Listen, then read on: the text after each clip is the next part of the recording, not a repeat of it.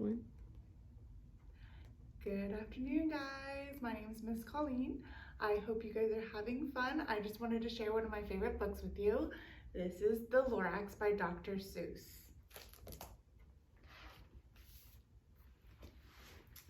At the far end of town where the grickle grass grows and the wind smells slow and sour when it blows, and no birds ever sing except old crows in the street of the lifted Lorax. And deep in the grickle grass, some people say if you look deep enough, you can still see today where the Lorax once stood just as long as it could before someone lifted the Lorax away. What is a Lorax, and why was it there, and why was it lifted and taken somewhere? From the far end of town where the grickle grass grows? The Onceler still lives here. Ask him, he knows. You won't see the Onceler. You don't knock at his door. He stays in his lurkum on top of his store. He lurks in his lurkum, cold under the roof, where he makes his own clothes out of miff, muff, moof. And the special dank midnight in August, he peeks out of the shutters, and sometimes he speaks and tells you how the Lorax was lifted away. He'll tell you, perhaps, if you're willing to pay. On the end of a rope, he lets down a tin pail. You have to toss in 50 cents and a snail, and a great, great, great grandfather snail. Then he pulls up the pail and he makes most careful count to see if you paid him the proper amount. Then he hides it away in his sorry, his secret strange glove. Then he grunts, I will call you by whisper my phone, for the secrets I tell you are for your ears alone. Slurp. Down slips the whisper my phone to your ear, and the Onceler whispers, and it's not very clear.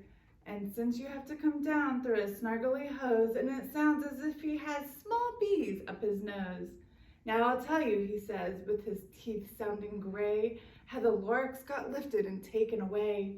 It all started way back, such a long time ago. Way back in the days when the grass was still green, and the pond is still wet, and the clouds were still clean. The song of the Swami swans rang out in space. One morning I came to this glorious place, and I first saw the trees, the truffula trees, the bright tufts of the truffula trees, mile after mile of fresh morning breeze. And under the trees I saw barbaloots, frisking around in their barbalote suits as they played in the shade under the truffula fruits. From rippleless ponds came a comfortable sound of the humming fish humming as they splashed around. But for those trees, those truffula trees, all of my life I've been searching for trees such as these. The touch of their tufts was such softer than silk, and they had a sweet smell of fresh buttermilk. I felt a great leap of joy in my heart, and I knew what I had to do. I unloaded my cart. In no time at all, I had built a small shop. Then I chopped down a truffula tree with just one chop. And with a great skill for skill and a great speedy speed, I took the soft truff and I needed a feed. In an instant I finished, I heard a gazoo, and I looked and I saw something pop out of the stump of a tree, and the tree that I chopped down. It was sort of a man. Describe him? That's hard. I don't know if I can. He was shortish and oldish and brownish and mossy, and he spoke with a voice that was very sharp and bossy. Mister, he said, with a sawdusty sneeze, I am the Lorax, and I speak for these trees. I speak for these trees, for the trees have no tongue. And I'm asking you, sir, at the top of my lungs. And he was quite very upset, and he shouted with a puff, what is that thing that you made of my truffle off? Look, Lorax, I said, there's no cause for alarm. I chopped just one tree. I'm doing no harm.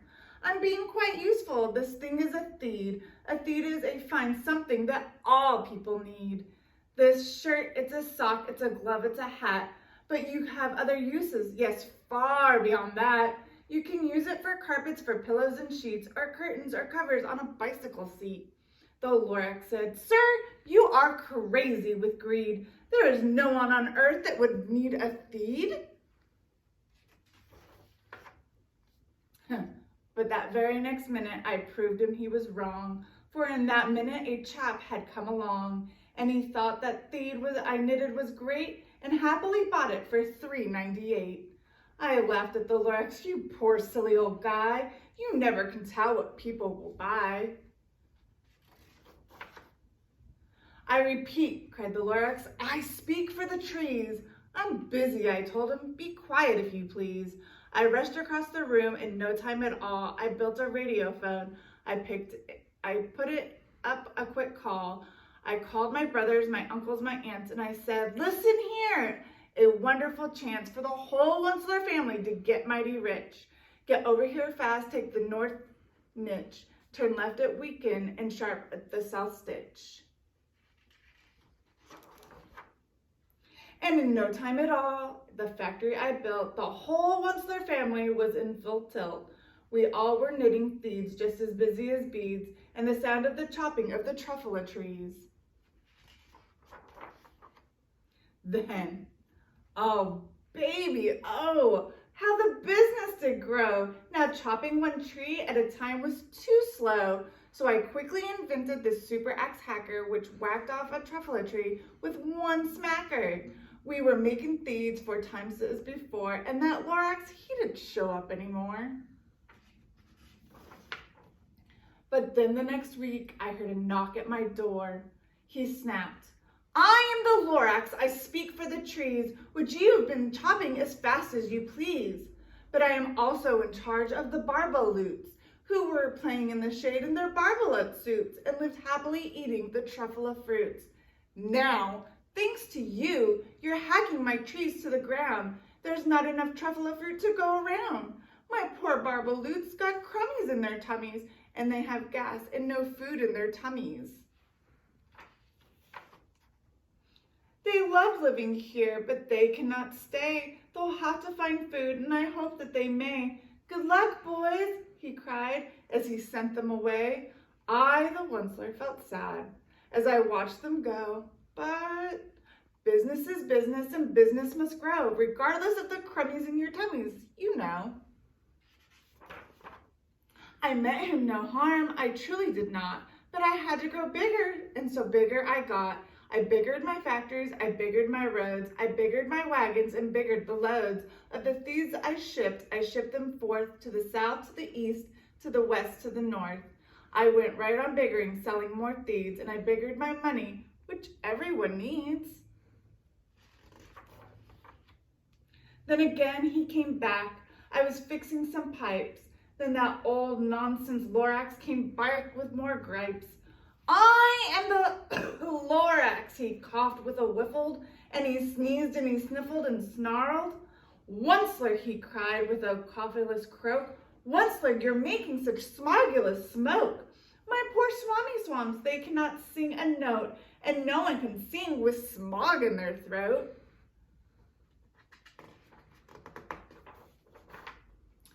And so the Lorax, please pardon my cough, they cannot live here, I'm sending them off. Where they will go, I hopefully don't know. May they have to fly a month or a year to escape the smog that you've smogged up around here. Once more, snapped the Lorax, he dangled it up. Let me say a few words about your glippity-glop. Your machinery is chugging on day and on night without stopping, making glippity-glop and sloppity-slop. And what do you do with the leftover goo? I'll show you, you dirty Onceler, you.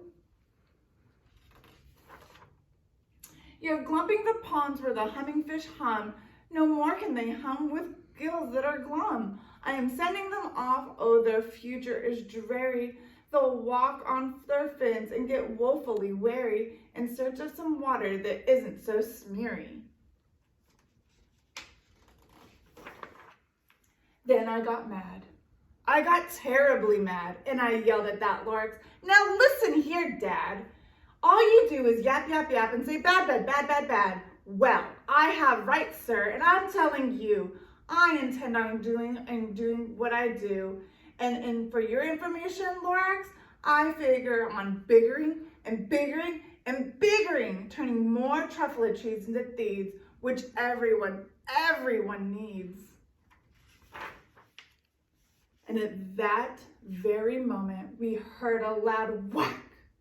From outside in the fields came a sickening smack of an axe on a tree. Then we heard the tree fall, the very last truffula tree of them all. No more trees, no more thieves, no more work to be done. So in no time, my uncles, my aunts, everyone, all waved me goodbye. They jumped into their cars and drove away under the smogular stars. Now, all that was left was a bad-smelling sky and a big empty factory, the Lorax and I.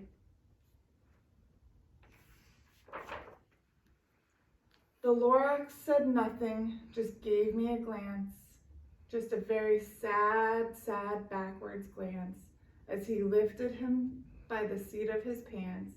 And I'll never forget the grim look on his face when he hoisted himself and took leave of this place through a hole in the smog without a trace.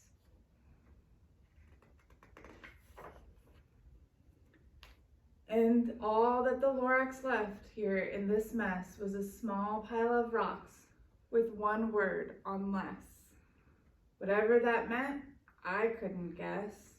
That was long, long ago, but each day since that day, I've sat here and I worried away.